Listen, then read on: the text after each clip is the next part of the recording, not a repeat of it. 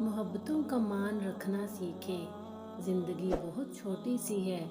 کوشش کریں کہ کسی کا مان، کسی کا اعتبار نہ ٹوٹے، کیونکہ وقت تو گزر ہی جاتا ہے، لیکن دی ہوئی تلخیوں کے نقش دلوں پر ہمیشہ کے لیے رہ جاتے ہیں۔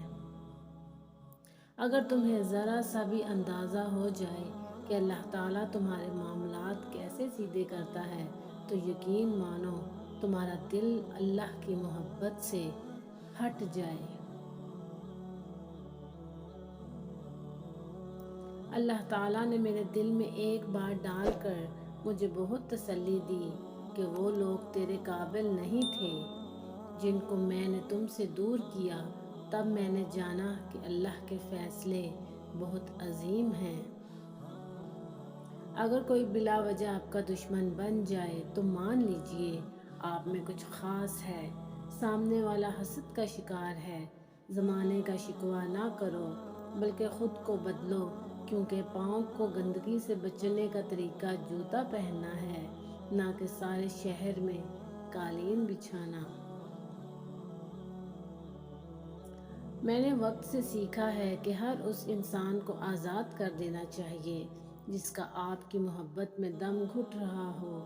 آپ بہت قیمتی ہیں اور آپ کے جذبات سے بڑھ کر اس دنیا کی کوئی چیز معنی نہیں رکھتی۔ دنیا مکافات عمل ہے، یہاں آنسو اور صبر ضائع نہیں جاتا، اس لیے کسی کو اتنی تکلیف دو جتنی اپنی ذات پر سہ سکتے ہو، اتنے آنسو دو جب وہ آنسو تمہاری طرف لوٹیں تو آنکھیں سلامت رہ سکیں۔ حضرت علی رضی اللہ عنہ نے فرمایا، نصیب ہار جاتا ہے لیکن دعا ہمیشہ جیت جاتی ہے۔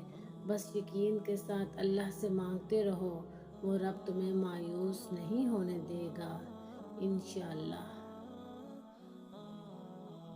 انسان کے ارد گرد ایسے بھی لوگ اپنوں کی شکل میں موجود ہوتے ہیں جو گلے لگا کر انسان کی جڑیں کاٹ دیتے ہیں۔